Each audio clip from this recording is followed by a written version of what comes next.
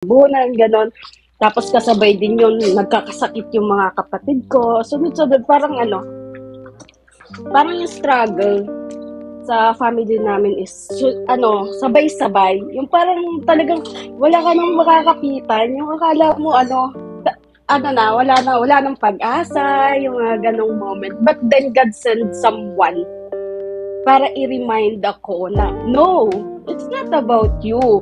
Kung yung sarili mo lang talaga yung titignan mo, kung yung sariling kakayanan mo lang talaga yung kakapitan mo, wala kang magagawa, anak. Parang ganun yung sabi. Ganun talaga yung niya sa akin, yung parang dating niya sa akin nung mga panahon na yon. Tapos then, parang in-introduce ako nitong taong to sa parang isang siya, community din po siya ng Christian. Tapos, nung pandemic po kasi walang face-to-face, so lahat nasa bahay, meron po silang online connection group.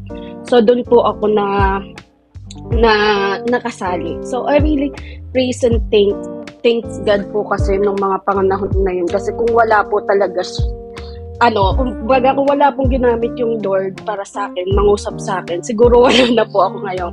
Dahil on that time po, medyo, depression, anxiety, suicidal na yung state ko.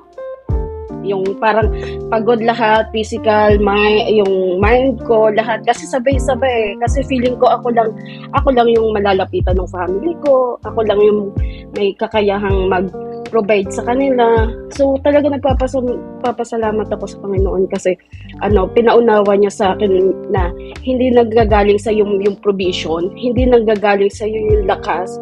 Naiyak ako, sorry. Pasensya na po. Hindi nanggagaling sa iyo yung lakas, anak, nandito ako. Nasa akin yung source of strength mo. Nasa akin yung source of provision. Wag mong tignan yung mga bagay na nawala sa iyo. Wag mong tignan yung mga hindi kaya-ayang pangyayari sa pamilya mo. Yung tignan mo is yung goodness ko, yung faithfulness ko na though pumutok yung bulkan, nasira yung bahay nyo, but still, I save your family. Maayos sila, walang nasaktan sa kanila, di ba? Wag mong tignan yung pagkakasakit ng pamilya mo. Kasi nandito ako, I will provide para sa pamilya mo. Yung lahat ng pangangailangan nila, financial man yan, or emotional, dito ako yung magsusupply ng lahat ng iyo. Wag mong, kumbaga, yung pakiramdam ko nun, sabi niya sa akin, wag mong akuin lahat. Kasi sa totoo lang, hindi mo kaya. Kapag yung sarili mo yung sarili mo talaga yung kinapitan mo, kapit ka lang sa akin. Diba? Ako yung magsusustain sa'yo. So, I praise and thanks God talaga ng mga panganahon na yun na hindi niya ako pinabayaan. Though I am unfaithful to Him, He remains faithful to me. Yun po.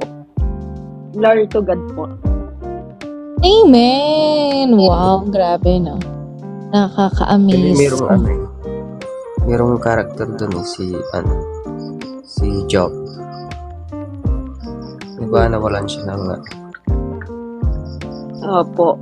Kaya po talagang mahalaga po talaga yung ganitong community na meron din po tayo na napapag-sharean ng mga burdens and struggles natin, not only doon sa natin, no, sa sarili natin, but also doon sa kung ano ang Panginoon sa atin. Kasi kung hindi po natin kilala ang Panginoon sa atin, yung identity natin kay Christ, talaga po mapapanghinaan tayo ng loob. But if we proclaim, if we declare that God is faithful, God is good, that God is love, wala di ba po?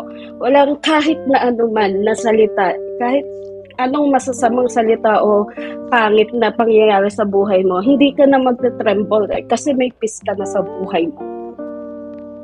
So, kailangan po talagang i-declare natin yun. Amen po.